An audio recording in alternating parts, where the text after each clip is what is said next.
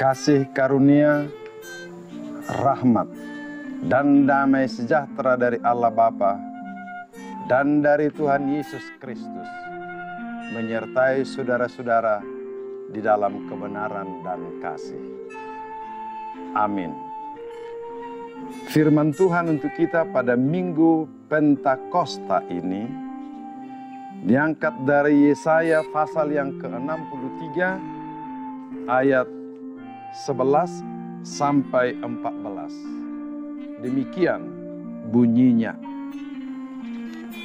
Lalu teringatlah mereka kepada zaman dahulu kala, zaman Musa, hambanya itu. Di manakah dia yang membawa mereka naik dari laut bersama-sama dengan penggembala kambing dombanya? Di manakah dia yang menaruh Roh Kudusnya dalam hati mereka? Yang dengan tangannya yang agung menyertai Musa di sebelah kanan, yang membelah air di depan mereka, untuk membuat nama abadi baginya, yang menuntun mereka melintasi samudra raya, seperti kuda melintasi padang gurun. Mereka tidak pernah tersandung, seperti ternak yang turun ke dalam lembah. Roh Tuhan membawa mereka ke tempat perhentian. Demikianlah engkau memimpin umatmu untuk membuat nama yang agung bagimu. Demikian pembacaan firman Tuhan. Saudaraku yang dikasihi Tuhan Yesus Kristus, bangsa ini memasuki new normal life, kebiasaan hidup baru. So mereka sudah kembali dari pembuangan, dan mereka sekarang sedang membangun hidup yang baru di tengah-tengah kehidupan yang semestinya mereka jalani. Apa itu kebiasaan yang baru itu? Mereka adalah bangsa yang dipilih oleh Allah. Dan di sekitar mereka banyak bangsa-bangsa yang menyembah ilah-ilah lain. Tetapi suatu saat mereka tergoda dan terikut dengan kebiasaan hidup bangsa-bangsa lain. Akhirnya mereka meninggalkan Allah, sehingga mereka dibuang. Tetapi oleh anugerah dan kuasa Allah, mereka dibawa kembali ke tanah perjanjian. Sehingga sekarang mereka memulai the new normal life. Hidup mengikut Tuhan di tengah-tengah bangsa-bangsa yang menyembah ilah-ilah. Itu sebenarnya sudah kebiasaan hidup dulu, tetapi sekarang menjadi kehidupan yang baru. Bagaimana mereka hidup dalam kebiasaan yang baru ini? Yang pertama, mereka mengingat ulang apa yang dilakukan Allah kepada mereka. Dalam hal ini, apa yang mereka alami bersama-sama dengan hambanya Musa, yang membawa Israel keluar dari perbudakan Mesir. Pada perjalanan itu, mungkin saudara-saudara juga ingat, bahwa mereka mengalami air terbelah dua. Bisa mereka lintasi oleh karena Roh Allah membelahnya. Mereka juga dibawa oleh Tuhan pada kehidupan yang lebih baik. Walaupun sesungguhnya saudara-saudara, di dalam perjalanan itu banyak peristiwa besar yang mereka alami. Banyak hal-hal yang unik yang mereka tidak pernah alami sebelumnya. Bahkan air bisa keluar dari batu.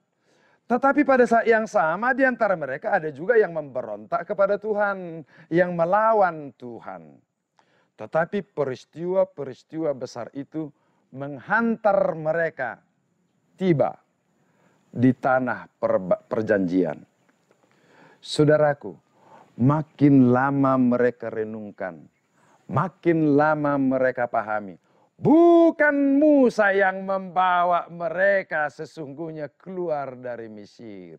Bukan batu yang memberikan mereka air yang baik. Bukan alam saja yang memberikan mereka makanan pada waktu itu. Tetapi roh Allah diam dan turun ke dalam diri mereka. Itulah yang menuntun mereka selama dalam perjalanan itu. Sebab itulah yang kekal. Itulah yang terus menerus, saudara-saudaraku. Bahwa roh Tuhan itulah yang hidup dulu, kini, dan nanti. Musa berakhir. Peristiwa-peristiwa besar berakhir. Tetapi kehidupan ini terus jalan dengan segala perubahan di dalamnya. Baik perubahan yang positif maupun perubahan yang negatif.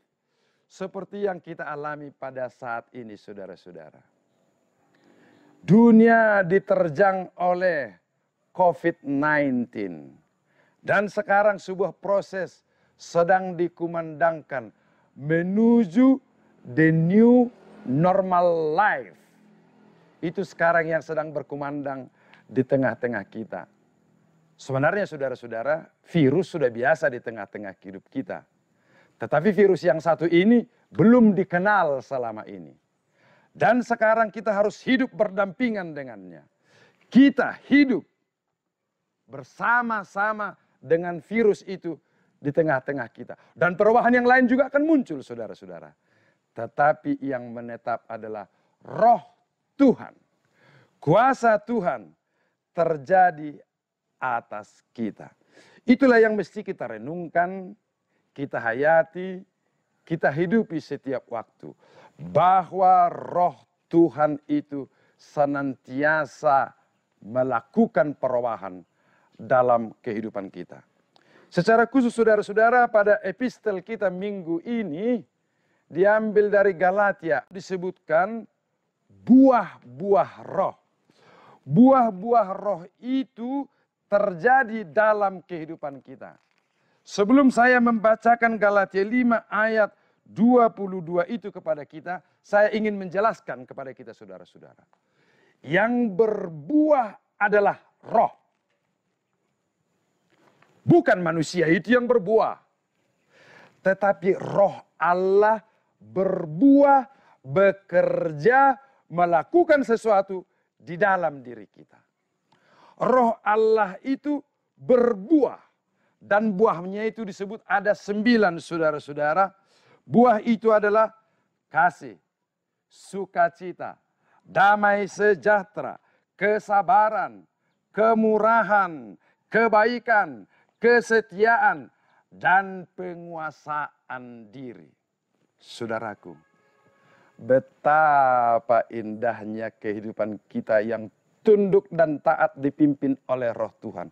Roh itu berbuah di dalam diri kita.